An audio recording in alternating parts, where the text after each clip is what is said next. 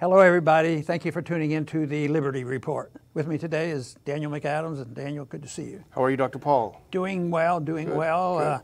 Want to talk about the privacy of the American citizen, but we shouldn't have to do this. It's been protected for a long time with the Fourth Amendment. Mm-hmm. But as we well know, the Fourth Amendment is not held in high regards in Washington for a long time.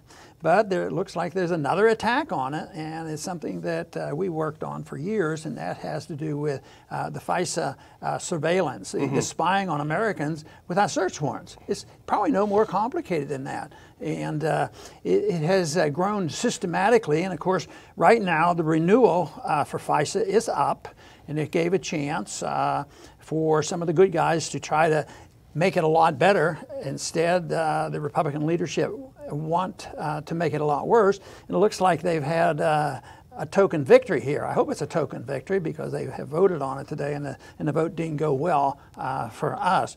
But this got out of hand really after 9/11. FISA has been around since 1978, and it was more or less related to making sure that we knew that the CIA and others were obeying the law. But nothing happened to it then. But in 2001, this was a big issue, and immediately that administration just totally abused the Fourth Amendment. They were started spying on everybody, or anytime they wanted it. No search warrants, and people knew about this. But it wasn't until 2008 that they decided, well, we need to legalize this. That's the way they do sometimes. They do something illegally, and then over on they say, well, we have to pass this to conform what we're doing with the law. So they passed the law in 2008. They did. We were there in 2012 when they renewed it, and they were going to have more guidelines, and they reformed it and made it worse. Yes. So here now, it's back up now for renewal, and the House, matter of fact, just minutes ago, voted on final passage. It passed rather easily. There was a coalition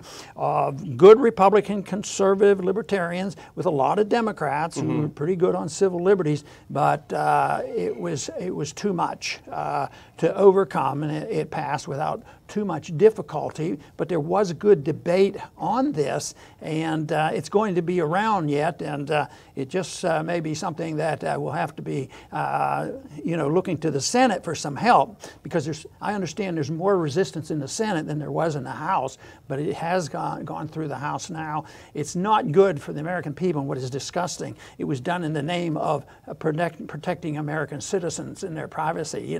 It's just exactly opposite of what they do. It reminds me about, why we go to war, unconstitutional war, to protect our Constitution and protect our freedom. Well, that's what they were doing today. They were protecting the liberties of the American people by further undermining the protection of the Fourth Amendment.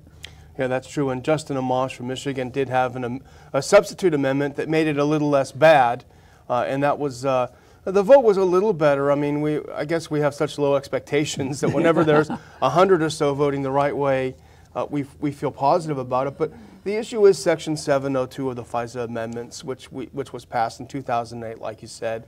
And really, in a nutshell, what this did is that it allowed the federal government, anytime an American citizen is communicating with a non-American overseas, that communication is sucked up and put into a database, both the American side and the non-American side, and those are all stored. And the question is, what about that communication that's been sucked up without a warrant of American citizens? What can the government do about that? What can it do with it? And the section, as it stands now, they can just hold on to it forever. It's pre-crime. If they want to look in the future, they say, oh, Daniel McAdams, 20 years from now, we're going to look back at everything you've done, because we've got it all here. We've got your whole life here to build the case against you, against a crime that you haven't committed yet. So that's the essence of it. It's very Orwellian. It's very anti-American. But unfortunately, the House has voted to reauthorize it today. And where they really got off base was the general warrants. And if they found some person somewhere in the world, they say, oh, he's a suspect. So they then say under the general warrant, we can watch what he does, whether he sends an email to anybody in the United States, maybe to say happy birthday, or receive one. That person in the United States then becomes a target. And this was being discussed already. As a matter of fact, it was in 2013 that Snowden did us all a big favor and brought this to light. And I think it's a bigger issue now, and the debate is much more active than a few years ago. But even the FISA courts that rule over and are supposed to grant the warrants said that the surveillance went all overboard. And so they said, you're not reading the law right. You don't have this authority to go either way and have this massive surveillance. That's the reason that this bill is being billed now. It isn't just to continue it. Justin wanted to make it better and cut down and make it more difficult and conform the best he could with the Fourth Amendment. What the Republican leadership wanted to do was to make sure it was very clear that they had the authority, that their own court had already said they overstepped their bounds, so they're making it a lot worse. But that's not too unusual. That's so often it happens that way.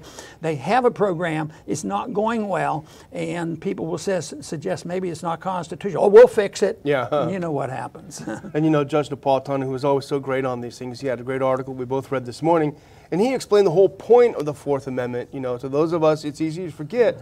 It was a reaction to something called, as you pointed out, the general warrants that the British courts had, where they could just, if they wanted to surveil, that version of surveillance in the 18th century version, they could monitor, they could do whatever to a large group, no matter where they are.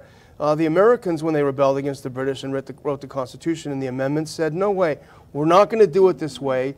The warrant must be specific about the person and the place that you're going to surveil. And that was the beauty of our American Revolution that unfortunately is undermined by all of this nonsense. And this is very important. We have to keep fighting these fights. But at times, I boil it down to, where is the love of liberty? Where is the concern? Where are the American people wanting to be really kept in private, allowed to be to keep their privacy? I think it is so weak that even if you have the law, let's say Justin's amendment passed. The way I see what's happening in Washington, it's lawless. Yeah. We fight the wars without declaration. We spy on people it isn't like it was a complicated matter. It doesn't take a genius, even though Judge Napolitano is a genius when it comes to the law. It's not that complicated. You can read that, and they're not supposed to do it, and they all knew this. But then they try to, they avoid it, and then they can, we'll fix that and make it very clear. Then they go and make it much worse because they're lawless. And when you think of almost everything they do, is a violation. Every once in a while, you'll have them all violating the Constitution, but if they can find one little thing that say, see, I'm a constitutionalist, but they need to know what's in Article 1, Section 8 on what was, explicitly permission given to in Article 1, Section 8, but there's not many people who pay much attention to that, and unfortunately, this is almost routine. We should give Snowden some recognition for waking up a few people, the debate is more lively now. This is the debate we should have had at the beginning of the century after 9/11, but of course, under those circumstances, when people are fearful, then they're willing to sacrifice their liberties, which is a real tragedy. That's when you really ought to be protecting your liberties. More than anything. Well, you're right. This lawlessness and the smokescreen that's used to cover this lawlessness is called reform. And this whole mess is caused by reform. FISA was a reform bill. In '78, after Watergate and after the Church Committee hearings, the Americans discovered how much the CIA and the FBI were abusing the Constitution, spying on them. So they said, we got to fix this. We got to pass a reform. So what they did is they did something that in a way superseded the Constitution. and it opened the door for abuses. It's similar to what you always say about the War Powers Resolution. It was a reform after Vietnam supposed to make it easier or difficult for the president to take us to war, and in fact it made it easier. Just like the Patriot Act reform, remember Sensenbrenner wrote the Patriot Act, which was an absolute full frontal assault on the Constitution. After the Snowden revelations, there was an outcry, and they said, oh, don't worry, we're going to reform it. We got the Freedom Act, and all that did is it codified in law all the illegal things they were doing in the Patriot Act. So reform is a very as a four-letter word, I think. Yeah, and there were a few people, including myself, maybe even you, that thought maybe our president would help us out because he's been on the receiving end of this. He's a victim. He's been on the receiving end of this abuse. And I think that we didn't get very much help from him. Well, Trump, I think he's gaslighting all of us, making us crazy, because I think we have a tweet. I woke up this morning and I saw this tweet, and my heart jumped. I thought, Trump has woken up. He's going to veto this bill. He writes this thing about how horrible the FISA Act and FISA courts are. It's used to surveil him in his campaign. It's terrible. He realized he's a victim. And I was jumping up, and then I realized a couple minutes later he made another tweet that completely contradicted it, saying, go on, House, pass this bill, pass this bill. So I don't know if General Kelly knocked on the door and said, hey, you better change that tweet. You know what his answer would be? You know, on the House floor, you're allowed to revise and extend. If you don't have enough time to finish your statement, you can extend, but actually you can revise too if you need to. But maybe Trump works on that assumption. I tweet, but I have the right to revise and extend. And he does a little bit of that. That's true. Well, let's talk a little bit about the Senate then, because the House is done, unfortunately. It was okay. The Amash vote was okay, better than some we've had in the past. But let's look forward to the Senate now. What do you think might happen? My first advice to anybody listening that is energized, they should make contacts. Yeah. You know, a member of Congress will wake up if he gets enough messages. But if there's only 3 or 4, they don't. But when there's enough people, so it's still worthwhile getting hold of the senators. I don't think I'm going to call any senator from Kentucky because I happen to know his position. Matter of fact, he's been working very hard on this with Ron Wyden. Yeah. You know, yeah. And Ron Wyden and I worked together on civil libertarian issues and some foreign policies issues, and they have a little more clout. And they're believers, and they can put a monkey wrench into this. So we'll have to watch that carefully. But it won't hurt. It's still worthwhile. I know it seems useless sometimes to participate, but at times it can be very helpful. When you think about the work we did with auditing the Fed, because a lot of people wrote, we did get a unanimous Republican vote in the House when we got it that far along. So they do respond if there's a lot of noise out there. But unfortunately, it takes an awful lot. How far are we going to go? Are going to be satisfied with Snowden's awakening and waking us up and start to push back on all this? But the Senate is, we need to keep up on that, and we need to encourage people to contact their senators. And they have more tools in the Senate. And Senator Paul, I've followed his tweets. He's been pretty active lately too on Twitter, and he said he'll do whatever it takes to stop this from being as bad as it is right now. You know, obviously he's limited. He probably would prefer, as we would, to let the whole thing sunset. But he's even said he'll go down and he'll try to filibuster it. And I was very happy to see, as you mentioned, that on a tweet where he said something strong like that, Senator Wyden retweeted it and said, I'm with you, Senator Paul. I'm with you, Rand. I'll go to the floor with you. I'll do whatever it takes. So that might encourage a few others, knowing that it's a bipartisan and to broaden that coalition. So, yeah. When you think that this is related to our foreign policy, I mean, we're talking about the spying we're doing on foreigners. If we were a non-intervention society, would we have to have all these people out there spying on everybody because the war on terrorism is going to last forever? It's the enemy is undefinable, but it's going to last a long time. So therefore, we need thousands of people doing this. I think I read where there were 60,000 individuals hired by the government just to read or compile all what they are collecting, you know, all the emails and telephone and picking out the bad guys. So there's thousands and thousands. It costs a lot of money.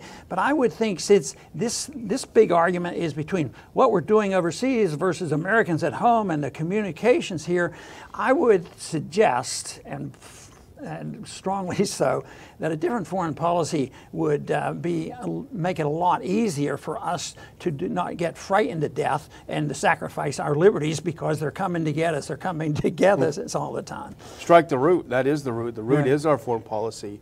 But I would just, in closing, reiterate what Dr. Paul said. Obviously, we don't endorse or oppose any piece of legislation on this show, but obviously educating your senators to the value of our Fourth Amendment is a very good thing to do. My final statement, I would like to encourage people, we don't do this very often, probably not often enough, but if you like what we do on the show, we do have a companion website in addition to the ronpaulinstitute.org. We have ronpaullibertyreport.com. It will have this show on it and other related articles. You see a little bit more economic stuff on there than we have on the Institute site. So ronpaulibertyreport.com is a good place to go. Very good. You know, the issue of privacy has come up quite frequently, and it's been used in, you know, some other cases. In the abortion case, they talked about privacy. Oh, privacy is not part of the Constitution. Probably is not the word privacy isn't there. But you can't talk about liberty and you can't talk about personal rights without talking about what privacy is. Privacy really is the essence of liberty, and that's what the Fourth Amendment was supposed to protect. Protect the privacy of the individual. And unfortunately, we've gone astray, and people get very confused, and our government is too big. We have too many people spying on us for reasons totally unnecessary, and this is a good issue to talk about and try to sort out. And like I've said so often, a good place to start on sorting things out like this is just know what the Constitution said. We're supposed to obey that. Everybody takes an oath for it, for obeying it, but for some reason they drift away. They become utilitarian pragmatists, and they turn you know, reform into something that is going to be constitutional. As long as you're reforming something, you're defending the Constitution. It's completely wrong. We ought to defend liberty, and we ought to observe the Constitution when the Constitution is providing us the tools to defend liberty. I want to thank everybody for tuning in today to the Liberty Report. Please come back soon.